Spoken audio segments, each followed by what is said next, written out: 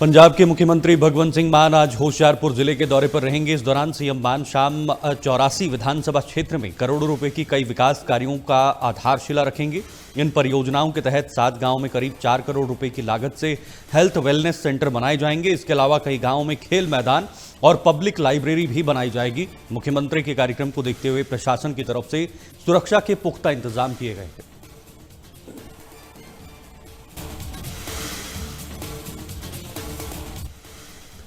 पंजाब सरकार ने 12 आईएएस और 1 पीसीएस अधिकारियों का तबादला कर दिया है, जिसमें 4 जिलों के डीसी भी बदले गए हैं। इस आदेश में तुरंत प्रभाव से लागू किया गया है। हिमांशु अग्रवाल को पटियाला का नया डिप्टी कमिश्नर नियुक्त किया गया है, जबकि अमित कुमार पंचाल को श्री मुक्तसर साहिब का नया डिप्टी कमिश्नर नियुक्त किया गया है। वहीं वर्जीत वालिया अब जालंधर के नए डिप्टी कमिश्नर होंगे और आकाश बंसल को कपूरथला का नया डिप्टी कमिश्नर नियुक्त किया गया है।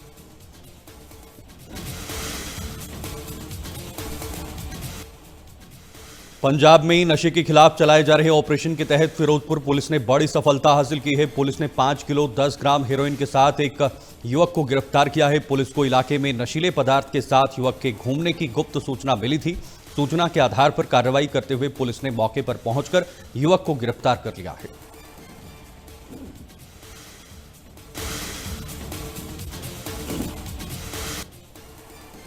पंजाब पुलिस की काउंटर इंटेलिजेंस विंग ने अमृतसर में एक बड़े आतंकी मॉड्यूल का पर्दाफाश किया है, जो आईएसआई के समर्थन से संचालित हो रहा था। पंजाब के डीजीपी गौरव यादव ने अपने सोशल मीडिया प्लेटफॉर्म एक्स पर पोस्ट कर लिखा है कि अमृतसर पुलिस ने 3 आरोपियों को गिरफ्तार किया है, जिनके पास से 2 हैंड ग्रेनेड और एक विदेशी निर्मित ग्लॉक पिस्तौल बरामद की है।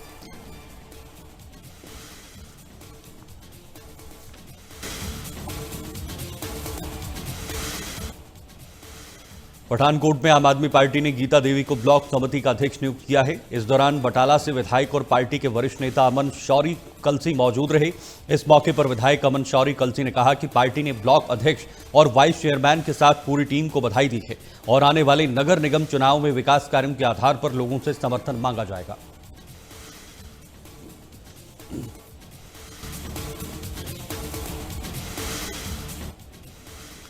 फिरोजपुर रेलवे डिवीजन में चल रहे विकास कार्यों को लेकर उत्तर रेलवे के संजीव कुमार ने प्रेस कॉन्फ्रेंस की। उन्होंने बताया कि वर्ष 2025-26 में मंडल ने 3,382 करोड़ रुपए का राजस्व अर्जित कर लक्ष्य से बेहतर प्रदर्शन किया। इसके साथ ही डिवीजन की 100% ट्रैक लाइन अब इलेक्ट्रिक हो चुकी है और अधिकांश ट्रेनें इलेक्ट्रिक संचालित हो रही हैं।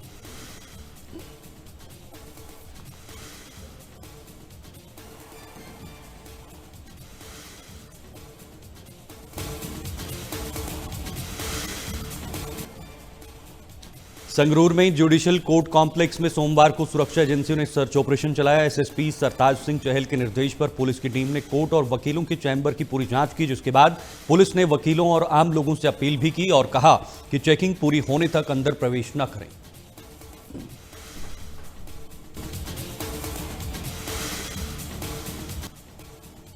पंजाब में गेहूं की फसल की कटाई से ठीक पहले मौसम ने एक बार फिर करवट ले ली है। अचानक बदले मौसम ने किसानों की चिंता बढ़ा दी है। इसी बीच मौसम विभाग ने अगले 2 दिनों में पंजाब के कई जिलों में बारिश का येलो और ऑरेंज अलर्ट जारी किया है। विभाग ने राज्य में बारिश, गरज चमक और तेज हवाएं चलने की संभावना जताई है।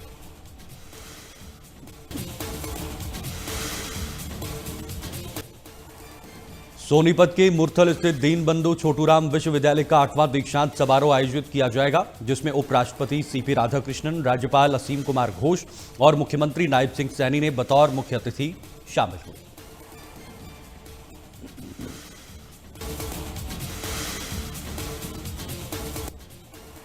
हरियाणा के कृषि मंत्री श्याम सिंह राणा ने पुंडरी विधानसभा क्षेत्र के कई मंडियों का दौरा किया। इस दौरान उन्होंने मंडियों में फसल खरीद प्रक्रिया की समीक्षा की। साथ ही कृषि मंत्री श्याम सिंह राणा ने किसानों की शिकायतें सुनी और कई मुद्दों का मौके पर ही समाधान किया। कैबिनेट मंत्री ने किसानों को भरोसा दिलाया है कि हर किसान की फसल का एक एक दाना खरीदा जाएगा।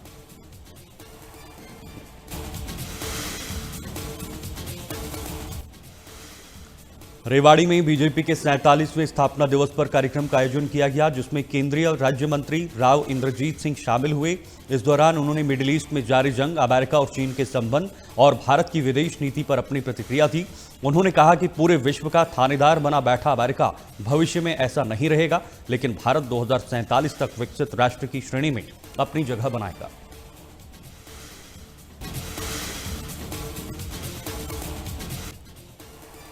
पंचकुला नगर निगम के 160 करोड़ रुपए के घोटाले के मामले में आरोपी स्वाति तोमर ने एंटी करप्शन ब्यूरो के मुख्यालय सेक्टर 23 में अपने वकील नीरज के साथ सरेंडर किया है। आरोपी स्वाति के वकील ने कहा कि विजिलेंस के समक्ष पेश होकर स्वाति तोमर ने पूरी जांच में सहयोग करने की बात कही है।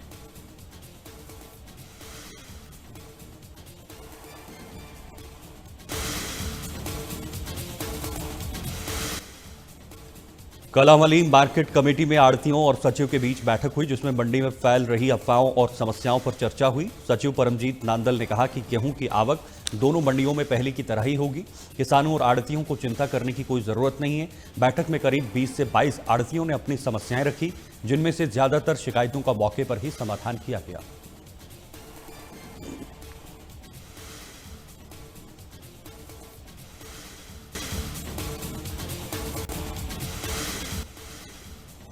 अंबाला में बढ़ते अपराध को देखते हुए प्रशासन ने सख्त रुख अपनाए हैं। वहीं मंत्री अनिल विज के निर्देश पर अंबाला कैंट को पूरी तरह सीसीटीवी कैमरों से कवर करने की योजना बनाई है। इस योजना के तहत प्रमुख चौराहों और संवेदनशील इलाकों में कैमरे लगाकर अपराध पर नियंत्रण किया जाएगा। फिलहाल इसके लिए करीब 10 करोड़ रुपए का प्रस्ताव सरकार को भेजा गया और इसकी टेंडर प्रक्रिया जल्द शुरू होगी।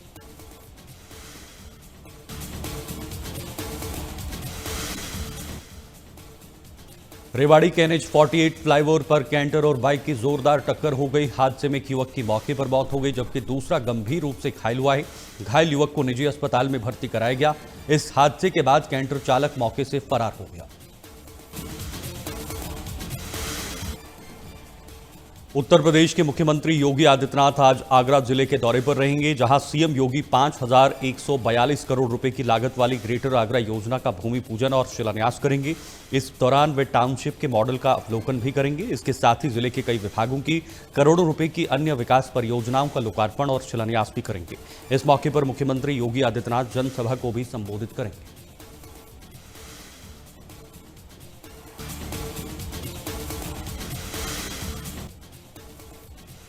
सीएम योगी ने जनसभा को संबोधित करते हुए कहा कि पहले आजमगढ़ के नाम से लोगों को सम्मान नहीं मिलता था, लेकिन अब डबल इंजन की सरकार की वजह से आजमगढ़ का मान बढ़ा है।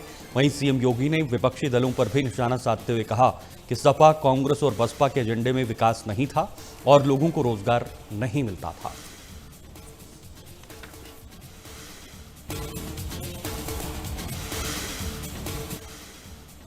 गाजियाबाद के थाना विजयनगर में NH 9 पर चलती कार में अचानक आग लग गई। आग की लपटें देख चालक ने तुरंत गाड़ी से कूदकर अपनी जान बचाई। वहीं आग ने पूरी कार को अपने कब्जे में ले लिया, जिससे हाईवे पर कुछ समय के लिए जाम लग गया।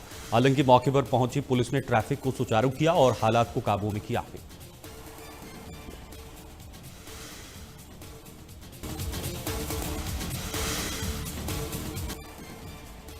दिल्ली NCR समेत कई राज्यों में पश्चिमी विक्षोभ के कारण मौसम में बदलाव देखने को मिल रहा है। इसी बीच IMD ने अगले 2 दिन के तक दिल्ली में बारिश और आंधी चलने का अलर्ट जारी किया है। मौसम विभाग ने तेज आंधी के साथ बारिश का येलो अलर्ट जारी किया है। वहीं अगले दिन यानी 8 अप्रैल को भी बारिश की संभावना जताई गई है।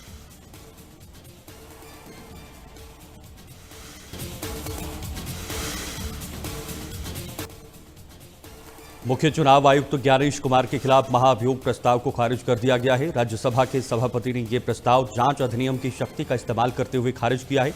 विपक्ष ने CC को हटाने की मांग की थी। मुख्य चुनाव आयुक्त को पद से हटाने के लिए TMC के नेतृत्व में विपक्षी दलों ने संसद के दोनों सदनों में महाअभियोग का नोटिस दिया था। लोकसभा के 130 और राज्यसभा के 63 सांसदों ने इस नोटिस पर हस्ताक्षर किए थे। नियमों के मुताबिक ये नोटिस देने के लिए लोकसभा में कम से कम 100 और राज्यसभा में 50 सांसदों का समर्थन जरूरी होता है।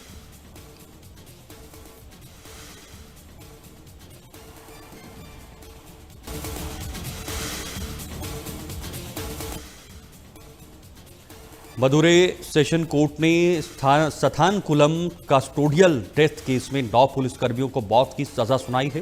कोर्ट ने मामले को रेयरेस्ट ऑफ रेयर बताते हुए दोषियों को मृतकों के परिजनों को 1.40 करोड़ रुपए मुआवजा देने का आदेश दिया। दरअसल ये मामला 19 जून 2020 का है, जहां पुलिस ने कोविड-19 लॉकडाउन नियमों के उल्लंघन के आरोप में पिता और उसके बेटे को हिरासत में लिया था। आरोप था कि उन्होंने अपनी मोबाइल एसेसरीज की दुकान निर्धारित समय के बाद भी खुली रखी, जिसके बाद परिजनों का आरोप था कि हिरासत के दौरान दोनों को बेरहमी से पीटा गया, जिसके चलते उनकी मौत हो गई।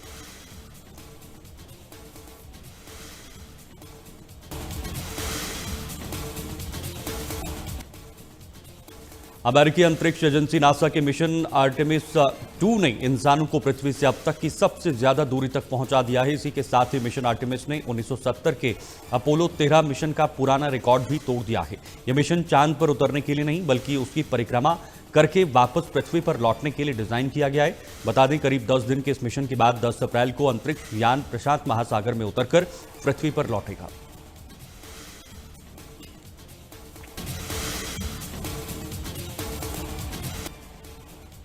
अमेरिका के राष्ट्रपति डोनाल्ड ट्रंप ने सोमवार को प्रेस कॉन्फ्रेंस की। इस दौरान उन्होंने ईरान से 2 अमेरिकी पायलटों को बचाने के ऐतिहासिक मिशन की तारीफ की। उन्होंने कहा कि ऑपरेशन अब तक के सबसे बड़े, सबसे मुश्किल, सबसे भयानक कॉम्बैट सर्च में से एक की सफलता का जश्न मनाने के लिए।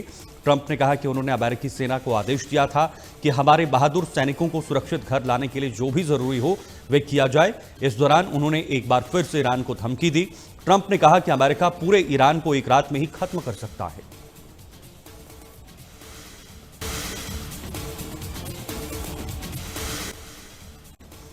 राष्ट्रपति डोनाल्ड ट्रंप ने ईरान को लेकर बड़ा बयान दिया है। उन्होंने कहा कि ईरान के लोग आज़ादी चाहते हैं और वहां के हालातों को देखते हुए ईरान के नागरिक बदलाव की मांग कर रहे हैं। ट्रंप ने कहा है कि उन्हें अगर मौका मिलता है तो वो ईरान के तेल संसाधनों पर कब्जा कर लेते, क्योंकि यह देश के लिए अहम रिसोर्स है। इसके अलावा उन्होंने कहा कि वे किसी भी हालत में ईरान को न्यूक्लियर हथियार नहीं बनाने देंगे।